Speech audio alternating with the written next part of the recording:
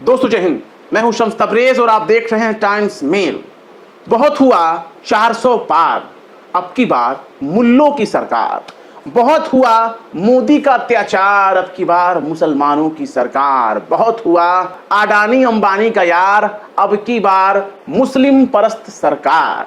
जय हिंद दोस्तों, मैं हूं शम्स तबरेज और आप देख रहे हैं टाइम्स मेल। ठीक सुना आपने, अब की बार मोदी सरकार नहीं बनने जा रही है, अब की बार भाजपा की भी सरकार नहीं बनने जा रही है। अब की बार आरक्षण हितैषी, अब की बार मुसलमान हितैषी और अब की बार मुसलमानों को आरक्षण देने वाली सरकार बनने जा रही है। ध्यान से देखिए इस वीडियो को, क्योंकि इससे बहुत से अंधभक्तों को झटका लग सकता है, बहुत से कट्टरपंथियों को झटका लग सकता है, बहुत से हिंदू हिंदू हिंदू हिंदू और हिंदुत्व करने वालों को झटका लग सकता है।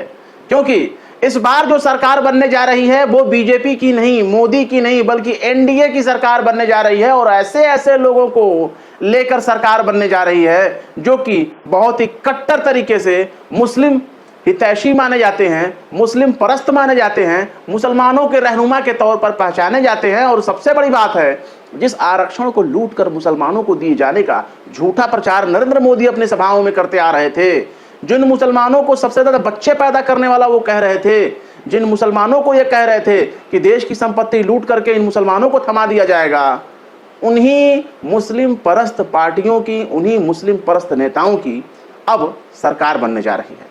जी हाँ दोस्तों, पहले पूर्ण बहुमत हुआ करता था नरेंद्र मोदी जी के दौर में, तब मोदी जी कुछ भी आसानी से कर लिया करते थे। लेकिन अब तो पूर्ण बहुमत भी बीजेपी को नहीं मिली, इसलिए जो एनडीए की सरकार बनने जा रही है उसमें दो प्रमुख चेहरे ऐसे हैं जो कट्टर तरीके से मुस्लिम परस्त माने जाते हैं। चंद्रबाबू नायडू और नीतीश कुमार ने एनडीए को समर्थन देने का ऐलान कर दिया, यानी नरेंद्र मोदी जी को समर्थन देने का ऐलान कर दिया। यानी एक तो पहले ही क्लियर हो गया कि मोदी जी की अब चलती कम हो गई, अब मोदी जी की वैसी चलती नहीं रहेगी जैसी पहले चला करती थी, अब बीजेपी की वैसी हस्ती नहीं रहेगी जैसे हुआ करती थी। क्योंकि चंद्रबाबू नायडू वही व्यक्ति हैं जिन्होंने मोदी जी को क्या कुछ नहीं कहा और मोदी जी ने भी बदले में क्या कुछ नहीं कहा, सब कुछ कह दिया। ससुर के पीठ में खंजर घोंपने वाला भी हमारे मोदी जी ने कह दिया था, और चंद्रबाबू नायडू ने भी हमारे मोदी जी को आतंकवादी, उग्रवादी भी कह दिया था। ये वही चंद्रबाबू नायडू हैं जिन्होंने एनडीए में रहते हुए भी नरेंद्र मोदी को लाल लाल आंखें दिखाई। ये वही चंद्रबाबू नायडू हैं जो नीतीश कुमार के साथ पूरे देश के कई नेताओं को लेकर एक गठबंधन बनाने की तैयारी कर रहे थे। हालांकि परिस्थिति ऐसी है कि उनको अब गठबंधन का साथ देना पड़ रहा है, एनडीए गठबंधन का। और एनडीए गठबंधन में रहते हुए अब इनको नरेंद्र मोदी जी को चुनौती देने का मौका मिलेगा, क्योंकि चंद्रबाबू नायडू ऐसे सेक्युलर व्यक्ति हैं जिनको कट्टर सेक्युलर कहा जाए। उतना कट्टर सेक्युलर कोई दूसरा आपको साउथ में नहीं मिलेगा।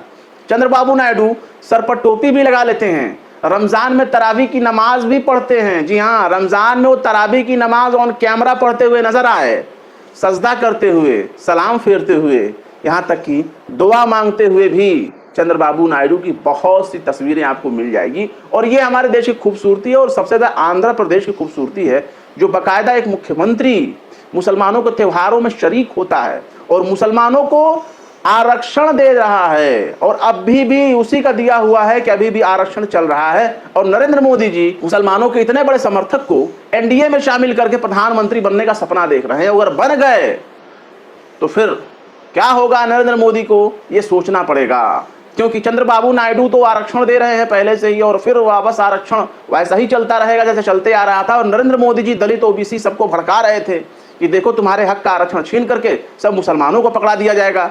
और वहीं दूसरी तरफ ये तो चंद्रबाबू नायडू हैं। अगर बिहार की तरफ झांक कर आप देखेंगे तो नीतीश कुमार तो और भी ज्यादा माशाअल्लाह, क्या पूछना, उनकी तो सियासत ही बनती बिगड़ती है रमजान के महीने में इफ्तार पार्टी के दौरान। कब कब किस मौके पर इफ्तार पार्टी के बहाने अपोजिशन को गले लगा लें और उनके साथ अपनी सरकार मिल बैठ कर बना लें, इसकी कोई गारंटी नहीं है।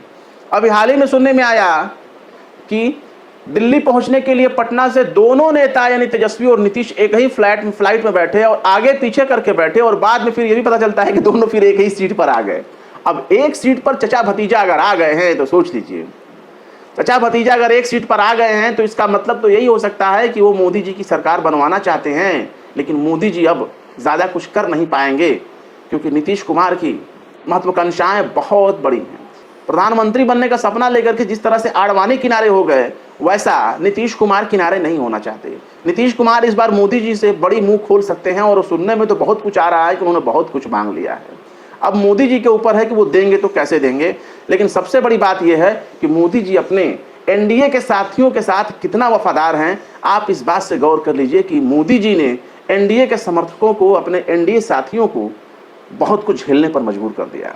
उनकी पार्टियों से तोड़कर नेताओं को अपनी पार्टी में शामिल कराना तो बहुत दूर की बात है, उनकी ही पार्टी को तोड़कर खत्म कर दिया। सबसे पहले आप देख लीजिए एलजेपी को, लोक जनशक्ति पार्टी, रामविलास पासवान की इतनी पुरानी पार्टी बिहार की, और रामविलास पासवान हमेशा केंद्र में मंत्री ही रहे, चाहे किसी की भी सरकार रही हो, लेकिन वो मौसम मंत्री के तौर पर आप उनको पहचान सकते हैं कि जिसकी जैसा वो मौसम देखेंगे वैसा वो बदल जाएंगे।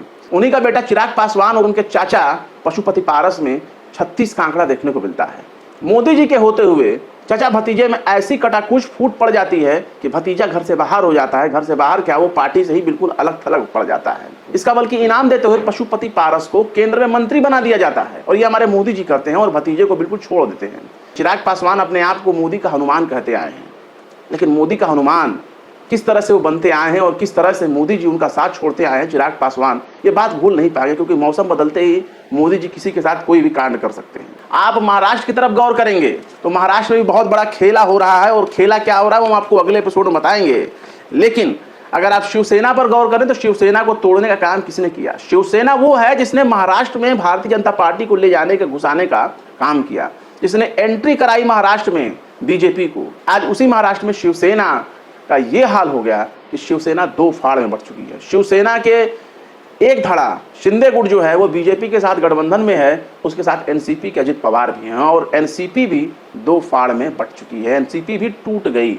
यानी एनडीए में शामिल होने का खामियाजा आपको तोड़फोड़ के तहत देखना पड़ेगा, और तोड़फोड़ कैसा होता है ये मोदी जी से बेहतर कोई नहीं जानता। नीतीश और चंद्रबाबू नायडू को कहीं ना कहीं उनके मन में एक डर जरूर सता रहा होगा कि अगर कहीं उन्होंने मोदी को अपनी अपनी पार्टी का समर्थन दे दिया, कि कहीं साल 2 साल के अंदर ही उनके वो दिन ना देखना पड़े जब एक दिन सुबह वो सोकर उठें तो उनके सामने अपने ही सांसद भाजपा में शामिल होते नजर आ जाएं और वो खुद अकेले पड़ जाएं।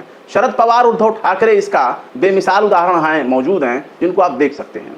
कई साल तक उड़ीसा में नवीन पटनायक मंत्री रहे, लेकिन आज ये हालत हो गई कि नवीन पटनायक का नाम लेने वाला कोई नहीं है। नवीन पटनायक की अपनी सरकार चली गई और आज हर तरह से उड़ीसा में भाजपा की सरकार बनने जा रही है। मायावती भी पता नहीं कौन से दबाव की वजह से भाजपा से डरती रहती हैं, और आज यह हालत हो गई कि देश में तीसरी सबसे बड़ी पार्टी जीरो पर आकर पहुंच गई है और वो अपनी हार के लिए मुसलमानों को कोस रही है। भाजपा के लंबे समय से गठबंधन सहयोगी रहे अकाली दल आज एक सीट पर सिमट गया है। इस पर आपको गौर करना चाहिए। भाजपा की जितनी भी शोहरत है, काबिलियत है, कभी तमिलनाडु में बहुत अच्छा हुआ करती थी, लेकिन आज जयललिता की पार्टी किसी काम की नहीं बची। हरियाणा में कुछ साल पहले ही नई ताकत के तौर पर जजपा आपको देखने को मिली, लेकिन भाजपा की इतनी बड़ी हितैषी बनने के बाद जजपा बिल्कुल पाताल में पहुंच गई। भाजपा के साथ कश्मीर में सरकार चलाने वाली महबूबा मुफ्ती को नहीं भूलना चाहिए। महबूबा मुफ्ती को शायद आप लोग भूल चुके होंगे, लेकिन हम अभी भी नहीं भूले, भाजपा के साथ वो सरकार चला रहे थे। उसके बाद कश्मीर का जो हाल हुआ आप समझ सकते हैं। कश्मीर में धारा 370 हटाई गई, लंबे समय तक कश्मीर को तालाबंदी में जकड़ दिया गया, और कश्मीर अभी भी दर्द से करा रहा है। खुद नीतीश कुमार को ही ले लीजिए, दूसरा छोड़िए, नीतीश कुमार लंबे समय तक भाजपा के सहयोगी रहे हैं, लेकिन धीरे धीरे जैसे जैसे चुनाव बीतते गए, जैसे जैसे चुनाव का दौर चलता गया, जेडीयू नीचे चलती चली गई और भाजपा उनसे आगे हो गई। आज यह हालत होगी कि तीसरे नंबर की पार्टी बिहार में बन गई है। एक जमाने में चंद्रबाबू नायडू बहुत बड़े नेता के तौर पर आंध्र प्रदेश में जाने जाते थे, लेकिन आज भाजपा के रिश्ते की वजह से उनकी अहमियत घटती चली गई। हाँ, ये बात अलग है कि एक बार फिर आंध्र प्रदेश में उनकी सरकार वापसी कर रही है। गोवा में भी बीजेपी ने क्या हाल किया अपनी सहयोगी पार्टियों का, ये अब कहने लायक नहीं बचा। ममता किसी जमाने में भाजपा की सहयोगी रही, लेकिन भाजपा से रिश्ते खत्म करके वो आज भी बहुत ही शान से बिल्कुल आज़ाद हैं और उनको दबाने वाला अब कोई नहीं है। खुद इंडिया गठबंधन भी उनको नहीं दबा सकता पश्चिम बंगाल में, और यही नतीजा है कि पश्चिम बंगाल में बहुत बड़ी ताकत के तौर पर ममता बनर्जी बंगाल ही नहीं बल्कि पूरे देश में उभरती जा रही हैं। तो भाजपा के साथ जिसने जिसने गलबहियां की, आज नहीं तो कल उसका बेड़ा गर्क होता नजर आया है। हिंदुस्तान आवामी मोर्चा यानी जीतन राम मांझी भी मुसलमानों के हितैषी माने जाते हैं। तो आप इस बात को सोच लीजिए कि सरकार किसकी बनने जा रही है, और मोदी जी के हिसाब से और मोदी जी के चुनावी भाषणों का एनालिसिस करके आप अगर सोचेंगे तो आप बिल्कुल साफ तौर पर यह कह सकते हैं कि अब की बार मोदी सरकार नहीं, अब की बार मुसलमान परस्त सरकार बनने जा रही है। और हर जगह टोपी लगाने वालों की, मुसलमानों के यहाँ सेवैयां खाने वालों की, मुसलमानों को गले लगाने वालों की, इफ्तार पार्टी मनाने वालों की सरकार बनने जा रही है। और मोदी जी अब कुछ नहीं कर पाएंगे, अब उनकी मनमानी नहीं चल पाएगी। अब यह भी हो सकता है कि अगर कोई विदेश मंत्री बने, रेल मंत्री बने, तो रेल मंत्री, विदेश मंत्री या जो विभाग का मंत्री रहेगा वो खुद जाकर के अपनी हरी झंडी दिखाएगा, अपनी योजनाओं को दूर दूर तक पहुंचाएगा। लेकिन जो मोदी जी अपना नूरानी चेहरा सबके जगह पर खुद ही लेकर के पहुंच जाया करते थे, अब वो शायद नूरानी चमक कम पड़ जाएगी। यही वजह है कि जब बीजेपी मुख्यालय पर हमारे नरेंद्र मोदी पूरा अपना लाव लश्कर लेकर के आते हैं, तब उनके चेहरे पर वो खुशी नजर नहीं आती, वो रौनक नजर नहीं आती, बस एक बनावटी मुस्कान नजर आता है और ऐसा लगता है कि अब रो देंगे तब रो देंगे। फिलहाल क्या कहेंगे इस खबर के बारे में कमेंट बॉक्स में जरूर बताएं। वीडियो पसंद आए तो लाइक करें, शेयर करें और बेबाक, निष्पक्ष, स्वतंत्र पत्रकारिता को सपोर्ट करने के लिए आप हमारे चैनल टाइम्स मेल को जरूर से जरूर सब्सक्राइब करें। फिर मिलते हैं किसी और वीडियो में एक नई खबर के साथ। शम्स तबरेज को दीजिए इजाजत। जय हिंद। तो देख लिया आपने हमारे इस वीडियो को। हमें उम्मीद है कि आपने हमारे वीडियो को लाइक किया होगा और दूसरों को भी शेयर किया होगा। अगर अभी तक आपने हमारे चैनल टाइम्स मेल को सब्सक्राइब नहीं किया है तो जल्दी से सब्सक्राइब कर दें और बेल आइकन भी प्रेस कर दें।